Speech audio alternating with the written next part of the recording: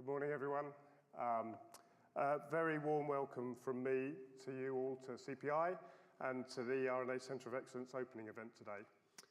Welcome Minister Freeman and all of our partners and guests here today in the room, and also to those of you joining us online. We've got an exciting morning ahead, but before we get started, there's a couple of housekeeping announcements that I need to make. You won't be surprised to hear that I haven't arranged for a fire alarm today, but if it does go off, we exit back through those doors, down the stairs, and out to the assembly point in the car park. Rest assured, there'll be plenty of CPI staff to direct you and help you on your way out. So, over the next hour or so, we're going to hear from some key representatives from all parts of the RNA ecosystem in the UK. We've got Minister Freeman, followed by messages from Frank Miller and Dave Tudor from CPI. And then we have a really exciting panel session in which we talk with some experts in this space, having a conversation about their views on the future of mRNA medicines. Our new £26 million facility has been funded by the Department of Science, Technology and Innovation. It's the first of its kind in the UK and will enable companies from all over the world to manufacture vaccines and therapeutics with the potential to change the future of human health. If you've not had the opportunity to delve into the world of RNA technology over the last few years, you might be wondering what makes it so extraordinary. Well, RNA-based therapeutics are truly transformative medicines. They're showing promising results improving existing treatments for infectious diseases, but are also providing treatments for currently untreatable diseases. RNA technology also paves the way for the creation of more affordable medicines, ensuring access for low and middle-income countries. Our journey here at CPI into RNA started pretty soon after we opened this building in 2015. And although there were no approved treatments on the market using this technology, we could see the potential impact for patients and the opportunity for the UK to be global leaders in this area. Therefore, along with our partners in government, we established the necessary resources, expertise, infrastructure needed to develop, prove and commercialise this new technology, and started working with innovative companies and businesses developing next-generation treatments.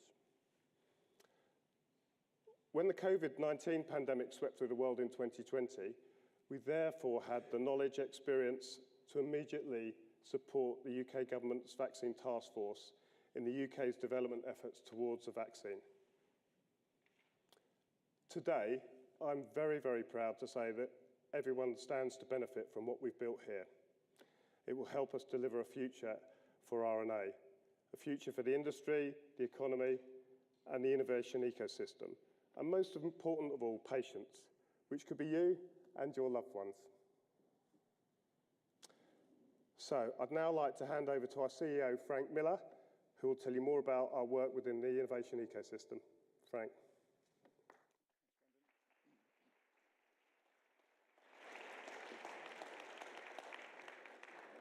Thank you, Brendan, and I'd just like to add my own thanks and welcome to our distinguished guests and colleagues. It's great to be back in the room and great to see a full event. Some of you may know that CPI is approaching its 20th birthday, and we were born from a firm conviction in the value of commercialising research for economic benefit, economic impact. And nothing in the last 20 years has changed that.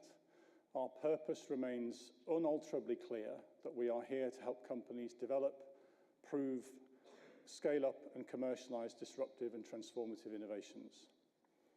At the outset, CPI's board set a very clear expectation, and it was that capabilities that we developed needed to satisfy one clear test, that we would be one of very few places in the world where such capability existed, and we could credibly say, in a statement that's now forever etched into our corporate memory, this capability is one of 4 dots on the world map. And I'm delighted to say that that is the case with the RNA Centre of Excellence.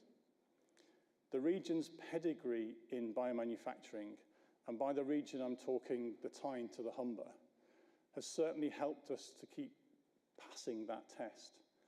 Pharmaceutical, food, chemicals, materials, energy industries are all now utilising engineering biology to make and deliver their products more sustainably. And we enjoy a really powerful concentration of innovative companies making a material contribution to the UK economy and the journey to net zero. And many of you are in this room today.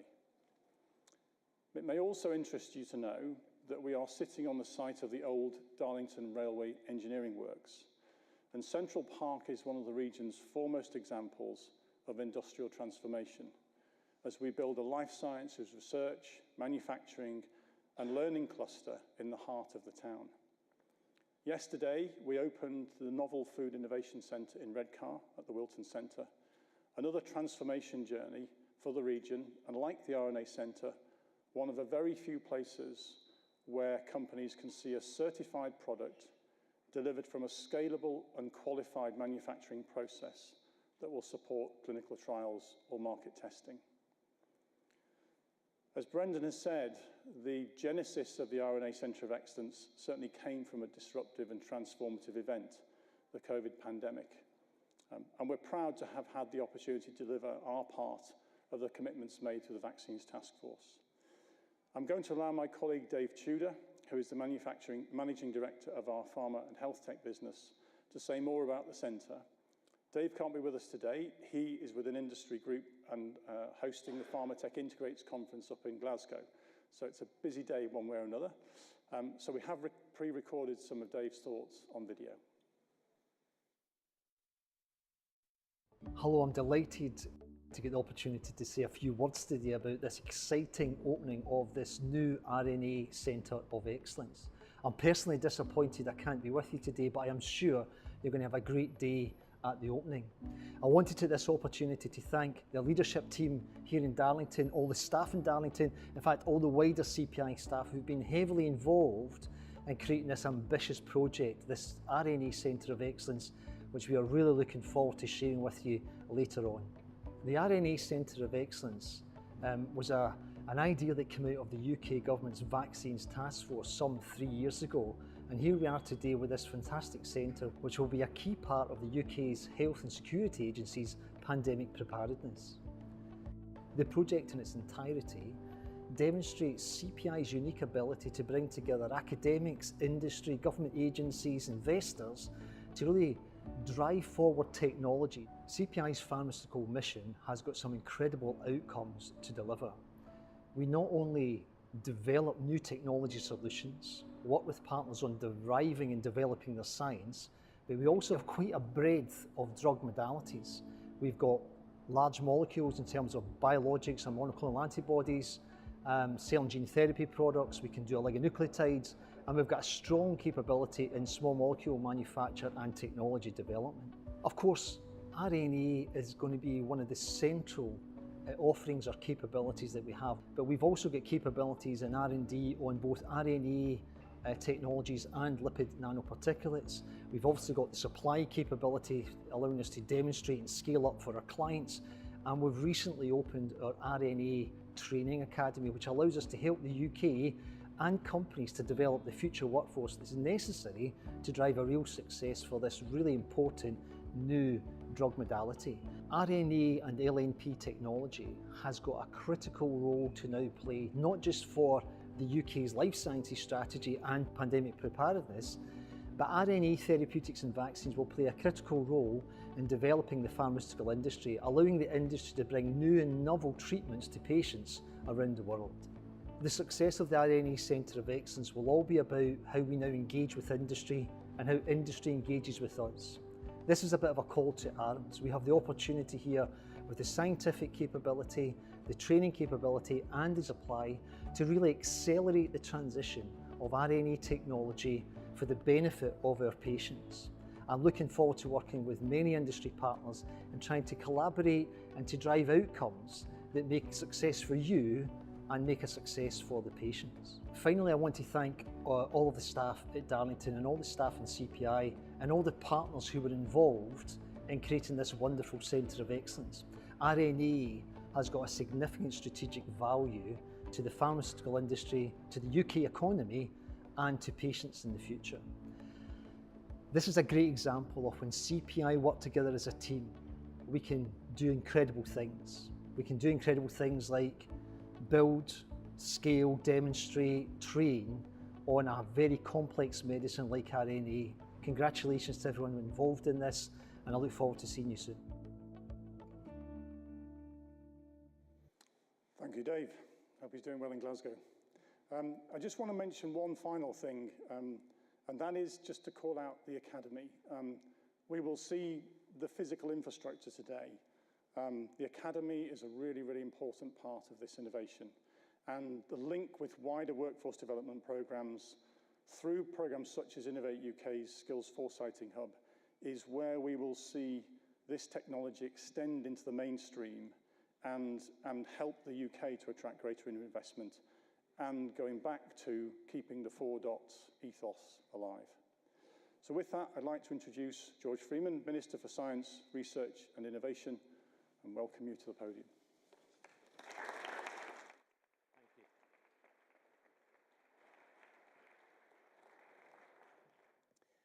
Well, firstly, thank you all for your patience. I've been planning to come here for about 9-12 months and finally made it, and for your patience this morning, because I was up at 5 o'clock and at the railway station on time, but some cables down at Stevenage mean we're a bit late. So thank you for your patience. I want to start by saying it's very, very good to be back. And when I say back, I mean back in various ways. My family were from the Northeast. They left County Durham in 1880-odd, and having built a whole series of industries here and been great Victorian liberal philanthropists, they went south to lose all their money on fast women and slow horses. And I'm the product of a dysfunctional Newmarket family back in the Northeast. I came back up here shortly after university and worked with Kingsley Smith and Don Robson and the team leading that post, the reindustrialization of the Northeast after the trauma of the closure of the last coal mines. And my whole career has been about the appliance of science and innovation, technology, 15 years in the private sector, now 13 years in government, as the foundation of a much more productive and sustainable long-term economic renewal. And boy, does this country need it. And I can't tell you at a personal level what a pleasure it is to be back here in the Northeast, the home that my family left, now genuinely driving the fourth industrial revolution. And I remember being here, Kingsley, with you, or just up the road 30 years ago as a much thinner and hairier man. You haven't changed. And I remember you pointing to a field beside the A1 and saying, we're going to build a science park here, this is going to be Net Park. And I said, Kingsley, you can't just buy a field and announce that you're going to create a Cambridge Science Park here. And he said, of course we can. And to come back as the first visit 2 years ago when I returned to government and see what Net Park has done, and see the extraordinary world-class technologies growing there from Chromec, and then seeing how that's linking up into Newcastle and the data work and companies like Quantum DX, Northumbria University shooting up the league tables. The truth is, this Northeast cluster, right down here and connected to Teesside, is, I genuinely think, one of the most exciting clusters in the country. And it's a joy to be here today in the south of it to pay tribute to and acknowledge and support the work that you're doing. And in particular, to formally open this CPI mRNA Centre of Excellence, and to shout from the rooftops that this is, as you've just said, a genuinely world-class Centre of Excellence, which I will be telling the world about, not least at the Global Investment Summit coming soon. So it's a huge pleasure for me to be back here, but also for some bigger reasons in terms of what we're trying to do in the UK. And I want to say just a word about the overall mission, and then highlight 3 particular ways that this centre is completely key to the national mission. I hope that what I'm about to say will sound familiar. I take my playbook from Tony Blair, who said, if you want to communicate something, say it, say it, say it, keep saying it, say it until you're bored of saying it, and then people might begin to have heard the message. So I hope I'm beginning to pass this test. We have made, over the last 10, 15 years, a number of big commitments, and as somebody who came into Parliament in 2010 insisting to any Prime Minister or Chancellor who would listen that the days of a boom and bust, London dependent, service economy relying on consumer spending, housing booms, and retail are over. That is not a sustainable way of running a UK economy. And I don't know how many crashes in London you need, how many high inflation booms you need to make the point that people up here, and I dare say in my constituency in East Anglia, in windy Norfolk, have long known that that boom and bust, over-centralised model isn't sustainable. And through a series of accidents and enlightenment moments, through David Cameron, Boris Johnson, Theresa May, not so much Liz Truss, and Rishi Sunak, we have reached a point where, if you'd asked me 13 years ago, I wouldn't have believed you. A government that has made science, research, technology, innovation absolutely central to our global mission. It's in the integrated review, which is our operating software for government. It's the thing that drives all the policy out of the Cabinet Office and Number 10. We've defined our role post-Brexit, post-Cold War, as a science and technology superpower, which I've defined not to mean the militarization of science, but making sure that we continue to invest in our science and research excellence as our biggest economic global geopolitical asset. 2, not just studying global problems, but actually solving them. 3, attracting much more industrial R&D, both from our own economy, but also globally, internationally. There is a wall of money chasing the solutions to the green economy, clean economy, next generation healthcare, agri-tech, computing, quantum, space, satellite, advanced communications, future materials. A wall of money. And our academic community and my department has traditionally been quite bad at connecting to that money. 4th, talent. How are you going to be a superpower on a shoestring? I say shoestring because I'm very proud we're going from 15 billion a year to 20 billion a year. That'll be 60 billion over the next comprehensive spending review. This one, it's 52 billion. It's a lot of money, particularly for a country that is struggling. But compared to China, 260 billion a year, America, 300 billion a year, plus the Inflation Reduction Act, 400. It had better be the best 20 billion in the world. And we better be tipping it into a Formula One engine that turns microliters of money into terabytes of thrust. And so I've made my mission fundamentally about positioning us better in that global race for science and technology excellence. But that starts with getting government to take it seriously. So we've set up the National Science and Technology Council alongside the National Security Council. If you're going to do this, you're going to have to make some big decisions. And we've started to do that in life science. We've placed £6 billion of procurement, never been done before, with 2 or 3 companies in return for billions of inward investment in R&D. And guess what? It's in mRNA. So we've set up the council, the cabinet, to take big decisions. We've created a new department. I was the Minister for all science in government as one minister as a sidebar in the Department of Bays. If you're serious about this, you have to hardwire it into Whitehall.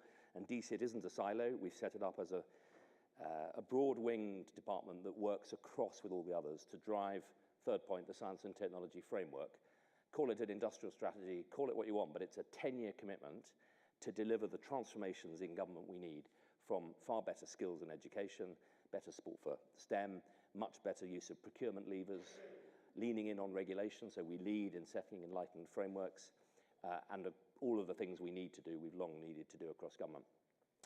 And then we've put in place the biggest increase in funding for a generation. So I think you can see, I hope you can see the commitment at the top of government. But I want to, and I'm bringing to that mission something else, which is a deep belief that in the end, innovation isn't done by Whitehall. It's not in a strategy document. You can publish as many words as you want. In the end, innovation is about people in places taking risks in pursuit of opportunities. And for all the literature written about clusters, clusters are the places in which that happens. Something has happened in Cambridge. I've watched it through my life. It went from being a misty, left-behind city of eccentrics on bicycles. It's now one of the world's great biotech cities. But the truth is we have clusters all around this country. Yes, Oxford, Cambridge, London is a global supercluster. It's one of the big 3 in the world. But if you look around this country, you will see and you will know that here in the northeast, up in Glasgow, in Edinburgh, superfast computing, up in Sutherland and Aberdeen in clean energy, in Dundee in life science, in Northern Ireland in cancer, in Manchester in materials and quantum photonics, in Warwick robotics, South Wales advanced compound semiconductors, Cornwall space and earth observation, the South Coast marine tech, and I could go on around to Norwich and agri-tech. There are about 30, 35 serious emerging clusters with some world-class science research, technology or innovation in them. And I'm putting a lot of emphasis in the department on mapping these clusters, understanding them, thinking about them, talking to them, visiting them. And today is a big cluster visit, number 18, to the Tees Valley, starting in Darlington, later this afternoon down with Ben Houchen. And I bring with me as many people as I can grab from every bit of government, because we have to end the days where Moscow issues a diktat and the poor people around the country have to work out where the money's coming out of which pipe and how they can make it work. We're here to support you, the clusters of tomorrow. So it's a great pleasure to be here, and the mission I've framed is science superpower. That's Britain as a global force, but my argument is you can't be a superpower just relying on academic papers. To be a superpower, you have to be an innovation nation, which means moving the dial so that you use much more innovation in your economy, you grow companies better, you support them better, you finance them better, and there's a whole raft of interventions across that we're pursuing. But I hope that part of my legacy will be a deep, structural, systemic, cultural commitment to nurturing the clusters of tomorrow. If Whitehall gets this right, it just has to do what you need, and then it can put its feet up.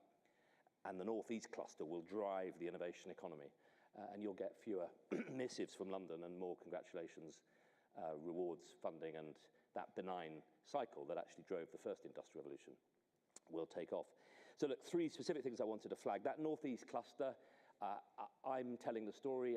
The first cluster I came to visit was here in the Northeast. I came up to Cromac. I've then been up to Northumbria and Newcastle. I'm now here. I haven't been to one cluster 3 times, but I've come here for a reason, because you're doing something quite extraordinary. And I think it connects back to the heritage of this great part of the world.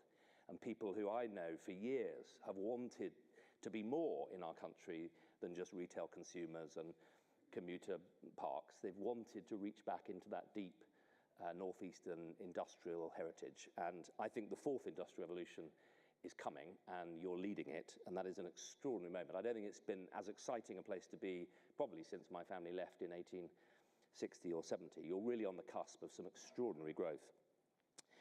Second point I wanted to make is about the broader engineering biology piece. So we've identified through all of this work in London 5 really critical technologies that we think it is vital that the UK has a big plan, a big commitment, a big 10-year strategy around.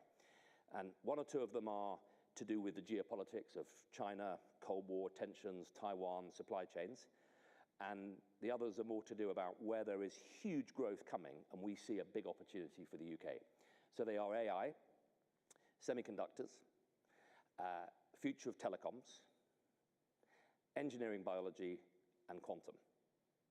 And I'm responsible for the last 2, which are the more forward-leaning, early stage opportunities as a former science and technology venture capitalist. Cabinet Office and others are leading more on the here and now of Taiwan and semiconductors and supply chains. And I wanted particularly to highlight today engineering biology, because I think, and I think you think, that's why you're here, that this is one of the most exciting things going on in the globe. And the way I'm thinking of it is there are really 3, it's a broad industrial platform technology with 3 particular here and now sectoral pull-throughs and opportunities. One in life science, which is where it's most advanced, and the mRNA sector, the extraordinary rise of biologics, and a whole revolution since I was investing in the sector when we were all chasing traditional small molecules. And the ability now to harness biological systems at an intracellular level to cure disease rather than treat the symptoms of it is an extraordinary revolution. But the other 2 leaves of the clover leaves of bioengineering I want to suggest are agri-food and the sort of broader chemical engineering materials piece. And agri-food is another sector I know reasonably well. I was a director of Elsom Seeds. I come from an agricultural part of the world and launched the UK's first agri-tech industrial strategy. We're on the cusp of something extraordinary, the ability to move from growing crops with a very high demand on chemistry products. So take the potato. Most potatoes grown require 14 applications of fungicide. That's not a very nice thing to spray. And it's highly carbon intensive in both its development and its application. We've developed in the UK, I'm proud to say in Norwich, the world's first blight-resistant potato. It's a potato. It's gene-edited, not GMO, and it doesn't get blight. You don't have to spray it with 14 applications of high carbon and toxic pesticide. The public should be cheering from the rafters and demanding, what do we want? Commercial growth of the blight-resistant potato. When do we want it? Yesterday. And the truth is that although I was a loud Remain campaigner, one of the things the EU was doing was moving very slowly on the regulations. And we're now going to open up and allow those regulations. We've passed the Gene Editing Act now through Parliament. And so there's a huge opportunity for us to open up clean, green, modern gene editing, trait management, agriculture and seeds. This isn't putting a wheat gene in a brassica or a giraffe gene in a cat. It's taking the existing genetic makeup of organisms and just up and down regulating their natural occurrence. It's what Joseph Mengele did for sort of 1,000 years breeding peas. We can do it much more quickly. Extraordinary opportunity to drive clean agriculture, but also to drive the creation of biofuels, whole new industrial crops, health products, cardiovascular reducing broccoli, heart attack preventing carrots. This is an extraordinary opportunity for UK agri-science and research, and we're a powerhouse. We have 10 of the world's top 20 institutes. Under the Common Agricultural Policy, we were paying everyone not to produce. We haven't harnessed that for global good. The world is getting really hungry really fast, and we have a massive opportunity there.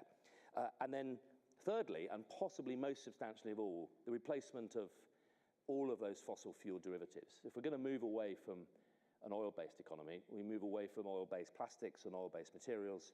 So there is a huge opportunity, which here in the Northeast and in Teesside particularly, you're leading on.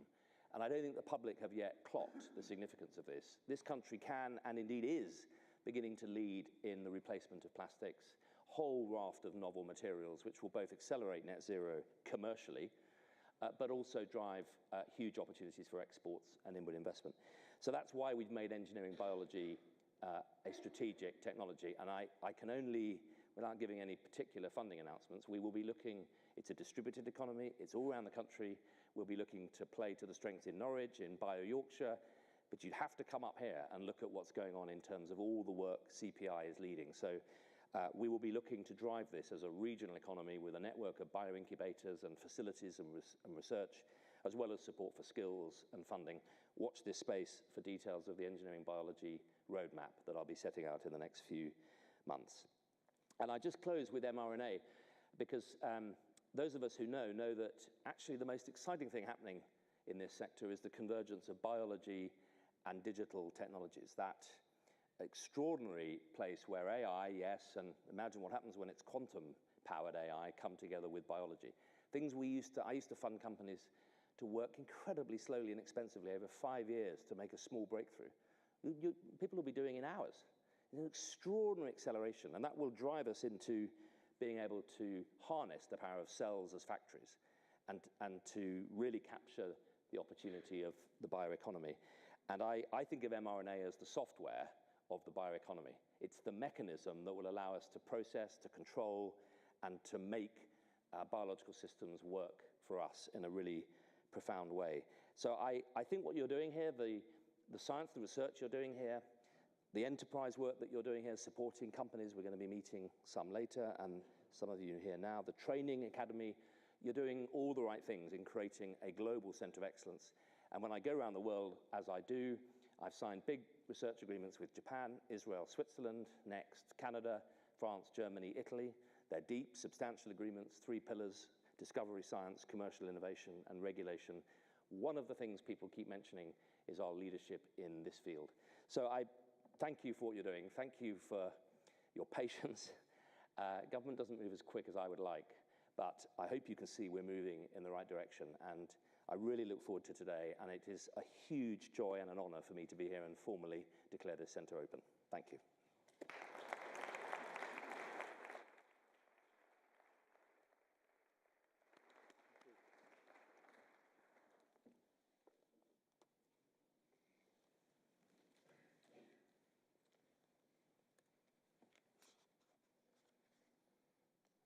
Thank you very much, Minister Freeman.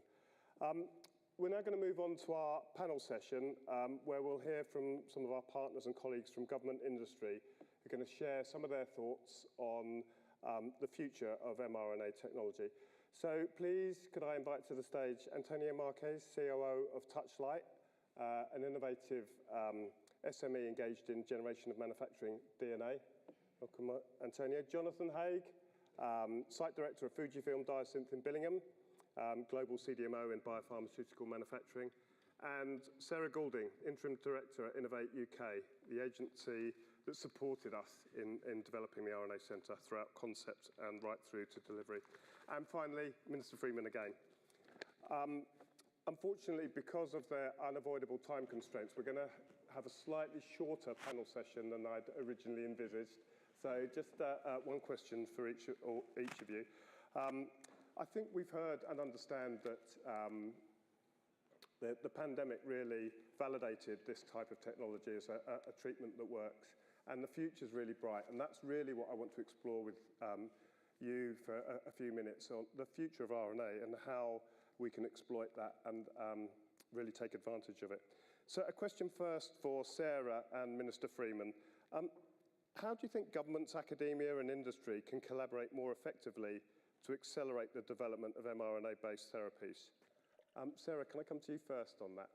Yeah, of course, Brendan. Thank you, and thanks very much for having me here today. I'm delighted to be here and really see it in real terms, and it's amazing seeing the steels just coming up on all the other developments that are happening around us.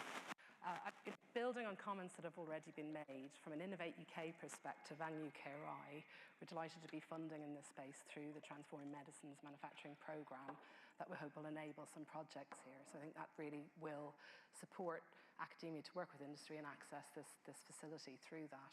I'd like to again draw on the comment about risk, because it is about working here to de-risk for industry and for academics and for our sector as a whole to commercialise those technologies for the future. But that goes hand in hand with taking risk. And when it's public funding and investment, it's about doing things where industry might not yet want to do it or might want to see it happen. And I hope through this facility and those around us that we can enable that. And building again on the point about engineering biology, I sit in a domain of healthy living and agriculture and food. So it's a very broad portfolio. But equally, our colleagues work on sustainability and net zero and digital and technologies. So I want to understand and see how for the future we can do more to harness those learnings from other sectors and bring it to bear to fast forward what we want to do here for RNA. And if I bring that out again, Frank mentioned this facility being one of 4 global nodes. Again, this is one facility among much CPI capability here and in Glasgow, and collectively with cell and gene therapy in Stevenage, as well as our industry, our developers, our CDMOs, and our academic excellence. And to me, it's our opportunity now is about packaging that collectively so that it's very clear that the UK can and will be the place to come and de-risk, commercialise those technologies so that we can grow our economy, but ultimately get to the clinic faster. So manufacturability, to me, is one of the keys of getting to the clinic faster. And if we do that, we get to our patients faster. So that's where I see the opportunity. Thank you, Sarah. I like the idea of packaging it collectively. Minister Freeman, what were your views on how we could collaborate better? Yeah, it's a great question, and I think I've said a bit about government. I'd highlight a couple of things. I think the catapults have a really key role to play here, and it's wonderful to see this linked to the catapult network. And you know, we set them up back in whatever it was, 13 odd years ago, to be the core long-term interface between public and private. And they really require industry to come and engage with them.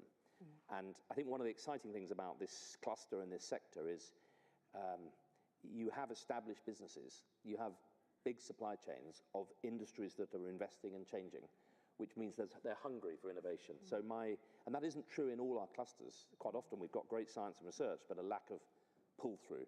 So I think my first and main answer would be deepening, as you are, those relationships between businesses, but small, medium, and large. And I think as we look at the catapult network and we look at these centres, the level of industry engagement is key.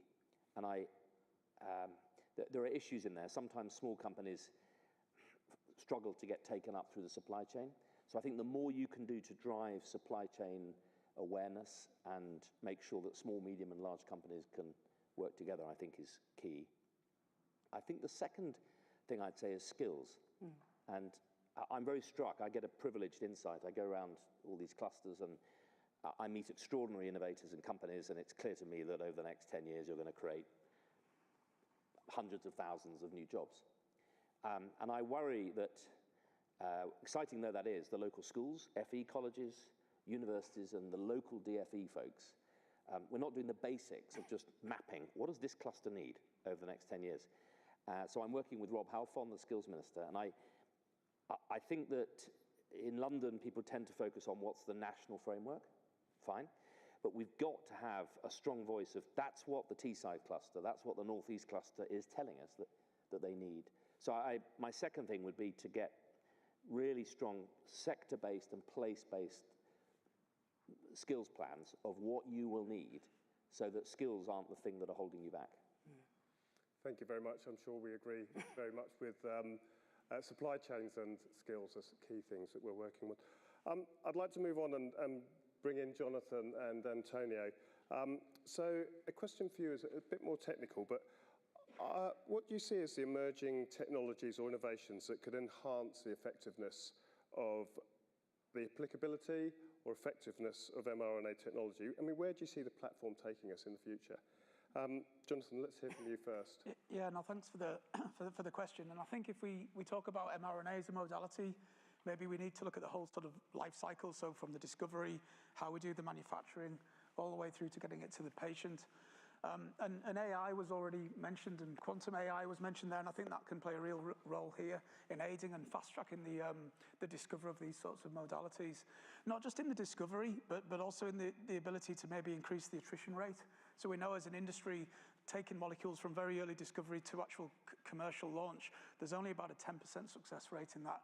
So by taking a slightly more AI or smarter approach to discovery, and mRNA is really prone to that improvement, and that's maybe a space there. Not just in the discovery of the mRNA modalities, but also in maybe the clinical trials. So AI can drive risk out of clinical trials and risk out of the attrition rate. So I think that's a key area for discovery. As we move into sort of the manufacturability of these sorts of molecules, as with any new modality that comes onto the market, we tend to have to use equipment and process equipment and process development equipment that's already available to the market for different modalities. So what we hope to see sort of going forward for mRNA is some specific technologies that are developed for the mRNA molecules. We've seen it when we see cell and gene therapies first come online, and we were needing to use monoclonal antibody technologies to sort of force it into those manufacturing.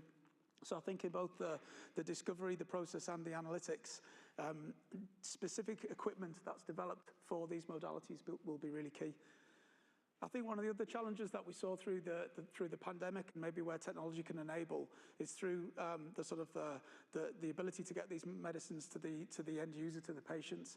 And then we talk about things like cold chain storage and stability of these molecules. So of course the LNP element is really a key element to that. But maybe we'll also see things further towards things like lyophilization of these sorts of molecules. So it's not about getting the right molecule, but it's getting the right molecule in a stable state that can get to the patient and increase the accessibility of this very important modality. Thank you, Jonathan. Antonio, anything you'd like to add to that? Where do you see the future? I think that Jonathan mentioned the key points. But if you look at innovation and science, science has always been marked by innovation at its core, right?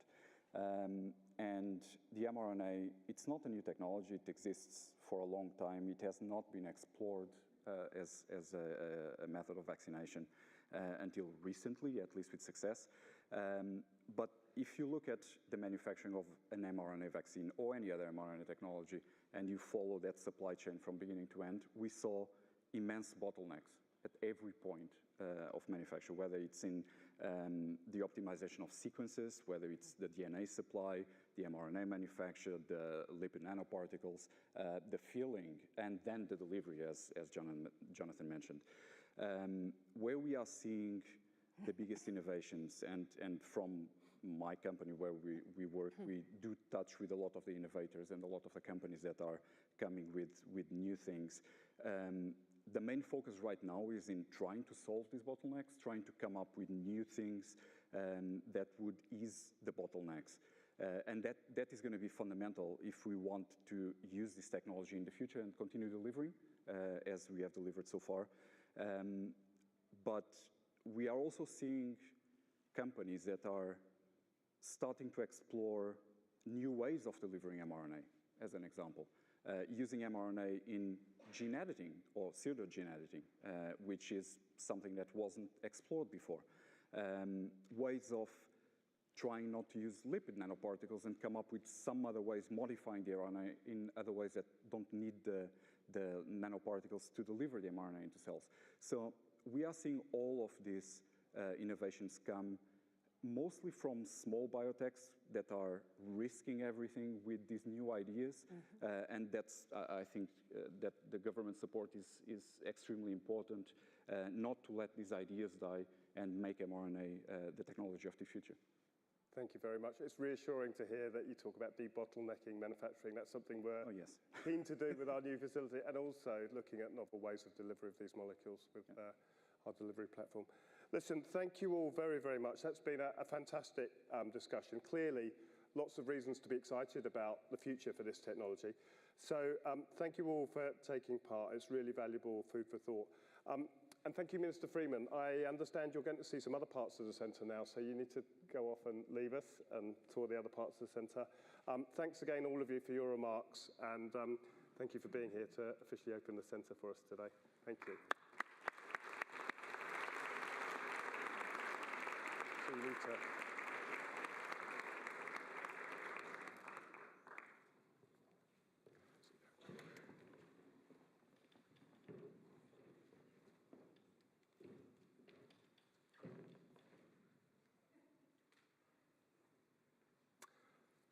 Thank you very much. So on to the final part of the session. The RNA Centre of Excellence is going to be officially opened today by Minister Freeman. But the journey to create the Centre of Excellence started over 3 years ago. It was born from an ambition at CPI to work with innovative partners to accelerate the use of RNA technology for the benefit of patients. So let's now hear from two of my colleagues and someone else that you might recognise about the story behind the centre and the ambition for the future.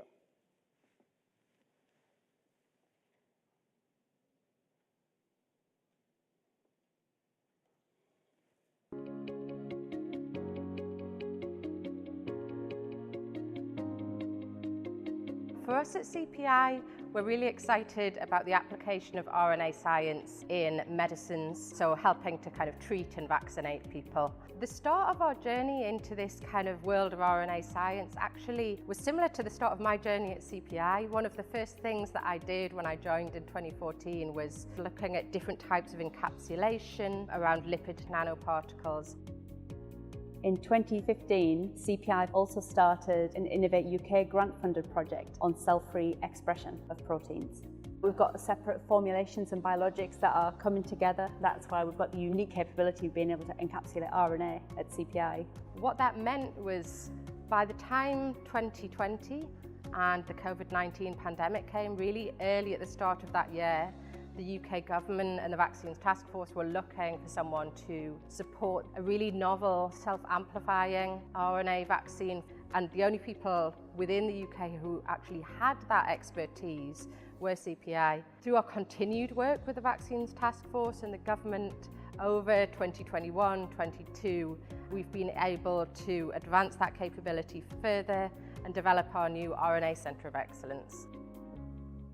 The RNA Centre of Excellence is a physical centre in Darlington that's run and operated by CPI. We just call it a Centre of Excellence, but there's 3 or 4 elements. I think the first is our team and the workforce and the capability around RNA process development and scale-up. So we have experts that can work on platform processes and work on taking them from R&D and put them into a manufacturing facility. The second thing I would cite is the facility itself. CPI's RNA Centre of Excellence is the only UK-based capability currently able to develop and manufacture these technologies for use in early phase clinical trials. So we have a GMP manufacturing facility capable of making up to 100 million doses of a vaccine per annum that can help people with innovative molecules get them into the clinic. The last thing I'd say is our training academy. Everyone we talk to says, where are we going to get our workforce from? How can we get people to make these things?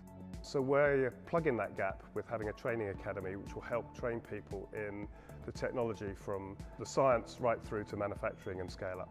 So the Training Academy is open to all. We have a range of courses going from the initial introduction to RNA right through to RNA for leaders, and then we do process development courses and manufacturing courses. So it's an opportunity to upskill people within the company that haven't previously worked on RNA to move forward that in the future. We've always been aware at CPI that mRNA would be a technology of the future. We're an innovation company. We're at the forefront of innovative science and innovative pharmaceutical development. So I think the vision for the future for the RNA Centre of Excellence is really to support the UK and the global pharmaceutical economy in terms of mRNA vaccines. It's an area that we believe is going to grow, and we want to support innovation in the UK. If we look out into the industry, I think we can see there are so many of these new products coming through clinical trials at the moment that I would fully expect over the next 5 years to see many of those start to make an impact and be licensed products, whether it's for personalised cancer treatment or with new vaccines for things like flu or improved vaccines for things like COVID. So we're bringing together the best of the UK research and development community to really create one centre of excellence in this field, and we hope we can solve some really big, meaty challenges and make the most of the potential of this technology. Unfortunately, as you can imagine, we can't take you into the centre today. It's a highly controlled GMP space, and we're actually currently manufacturing in there. However, that's not going to stop us showing you what it looks like, though. So I'm delighted to invite Julie Anderson to the stage to take us through a short video tour of the facility. Julie? Sorry. Okay, hi everyone. I'm Julie Anderson. I'm the head of the RNA Centre of Excellence, and I could just say that it's really uncomfortable seeing my head the size it was just on that last video. But okay, hopefully the video is going to play now.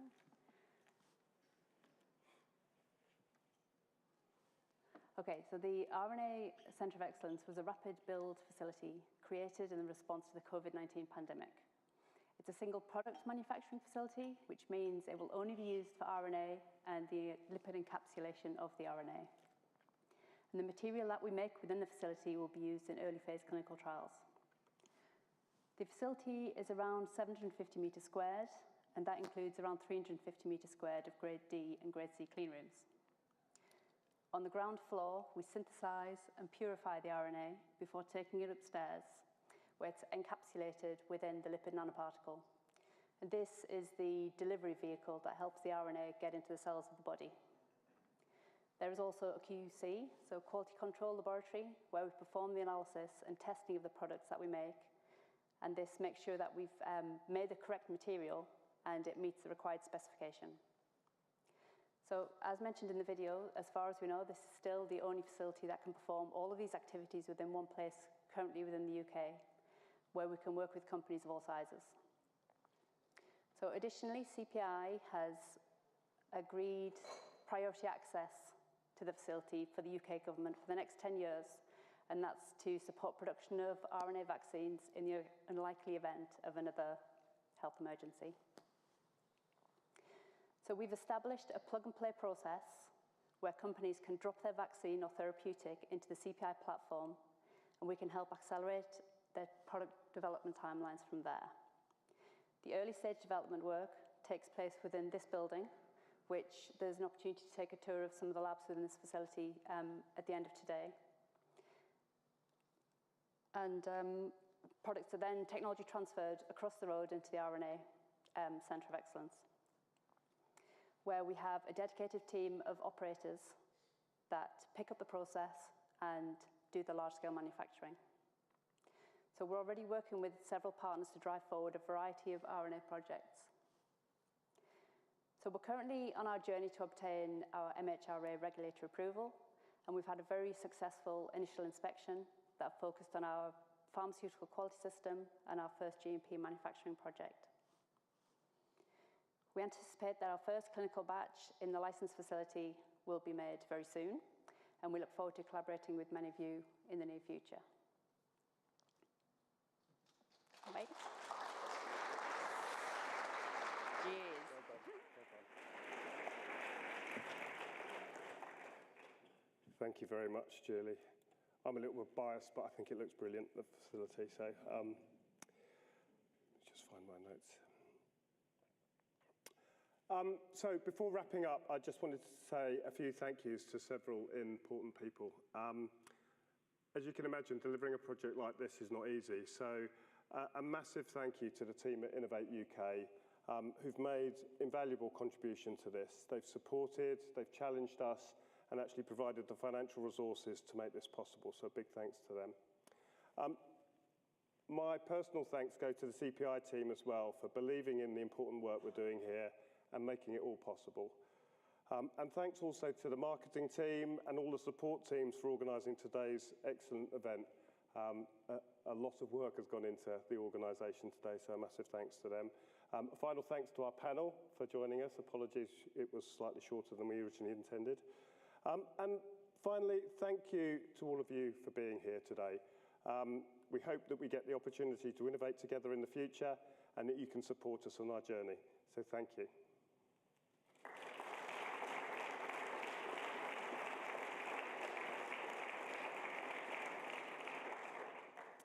So that's the end of the formal presentations, although it's not time to leave just yet. So lunch is being served on the ground floor. And we're also hosting tours of the labs in this building, the National Biologics Manufacturing Centre. If you've not pre-registered for a tour, don't worry. We can speak to one of our team and we'll organise a group for you to join, so you can go on a tour if you want to. After lunch as well, please take time to come back up into this room and see a poster exhibition. And also, we're running a demonstration of our